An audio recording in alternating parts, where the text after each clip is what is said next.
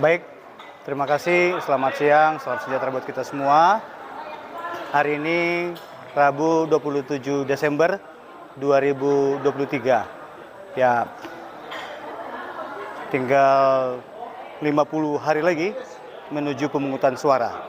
Tentunya kami KPU Kabupaten Tanah Toraja sebagai penyelenggara teknis perlu mempersiapkan dengan baik bagaimana pengelolaan logistik pemilu tahun 2024. Sehingga hari ini kami mengundang banyak pihak, baik dari pemerintah, kejaksaan, TNI, kepolisian, Kesbangpol, dari media atau insan pers, juga dari penyelenggara di tingkat kecamatan, baik itu PPK dan Panwaslu kecamatan. Ini penting sebab perlu kami mempersiapkan, mengantisipasi dalam hal ini bahasa yang tren sekarang yaitu melakukan mitigasi terhadap risiko dalam hal penyimpanan dan juga pendistribusian. Pertama dalam penyimpanan. Penyimpanan logistik ini kalau di tingkat kabupaten kami telah menyimpan logistik beberapa yang sudah kami terima dari penyedia itu disimpan di gudang penyimpanan atau gudang milik Hotel Puri Arta di Jalan Pongtiko, dan juga ada yang kami simpan di kantor KPU yang sifatnya kemarin kami hitung terlebih dahulu, kemudian nanti mungkin pada saat pengapakan baru kami akan alihkan kembali untuk disatukan di gudang penyimpanan di Hotel Puri Arta. Mitigasi resiko perlu dalam hal bagaimana mengantisipasi keamanan terhadap gudang atau tempat penyimpanan. Jangan sampai penyimpanan itu bisa atau berada di tempat yang pertama kondisi banjir, kondisi tergenang adanya tetesan atau genangan-genangan air, juga adanya binatang-binatang yang bisa mengganggu seperti tikus dan lain-lain. Itu perlu kami antisipasi. Dan terlebih penting bagaimana keamanan. Kita tahu bahwa sejak bulan 10 kemarin Polres Tanah Toraja telah melakukan pengamanan di gudang penyimpanan logistik dan juga di kantor KPU. Dari KPU pun juga telah merekrut sejak bulan November kemarin tenaga pengamanan tempat penyimpanan logistik. Itu kami rekrut sebanyak 6 orang. Ini gunanya ya membantu juga polisi, dan pastinya secara internal ini menjadi dari segi kami untuk melihat memantau bagaimana penyimpanan logistik tersebut. Selanjutnya juga hari ini kami membicarakan mengenai bagaimana pendistribusian logistik dari gudang di tingkat KPU, tingkat kabupaten ke PPK, dan selanjutnya nanti dari PPK pada akhirnya nanti sampai ke TPS. Kita ketahui hari pemungutan suara itu berlangsung di bulan Februari, dan sebagaimana seperti biasanya bulan Februari adalah bulan di mana situasi atau kondisi hujan melanda termasuk di Tanah Toraja.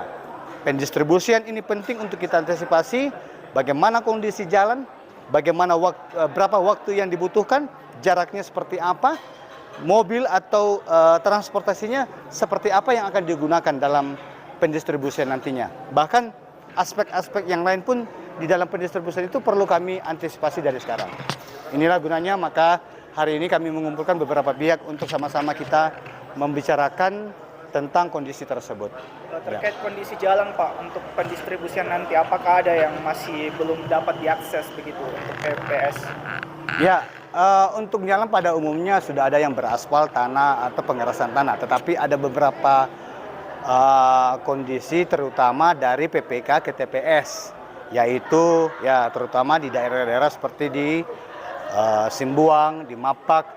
Ini bahkan ada yang jarak dari ke TPS itu bisa sampai 8 jam dengan kondisi jalan kaki, karena untuk motor atau untuk roda 2 sekalipun sangat susah, sangat sulit untuk bisa melakukan perjalanan akses terhadap ke tempat tersebut. Nah, gitu. Jadi antisipasinya Pak?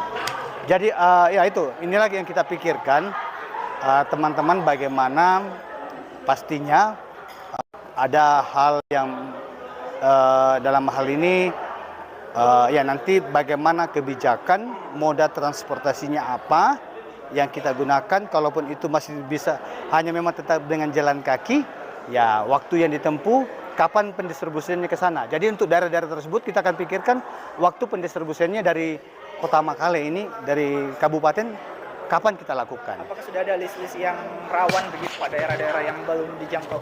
Ya, pada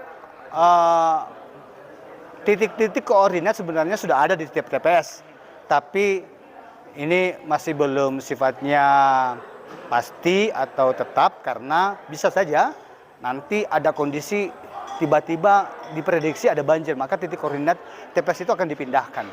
Jadi sudah kita petakan beberapa daerah khususnya di Kecamatan Mapak dan Kecamatan Simbuang, kondisi-kondisi yang seperti tadi, kondisi jalan yang memang akses jalannya, kondisi ya moda transportasinya sangat sulit untuk pendistribusian nantinya. Terkait surat suara Pak, ini percetakannya di mana Pak? Di UPS?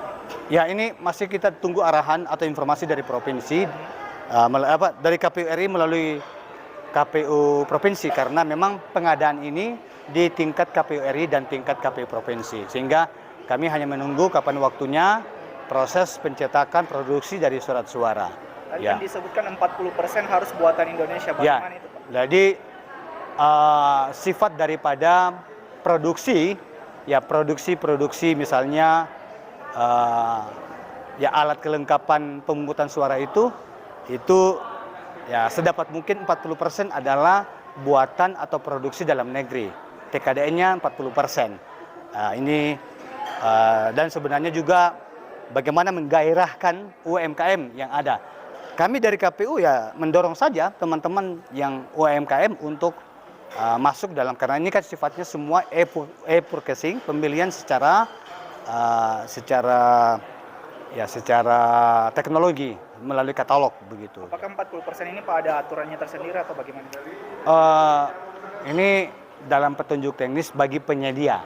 Ya, artinya bagi penyedia pada waktu pelelangan ya itu diharapkan bahwa produksinya itu 40%. Itu mereka buatan itu. Jadi dalam waktu misalnya penyedia ingin memproduksi misalnya ID card atau ya, sejenisnya, gabus, alat penyoblos, itu buatan lokal, buatan dalam negeri, jangan semuanya dari luar negeri. Maka syaratnya adalah 40% itu adalah buatan dalam negeri dalam itu.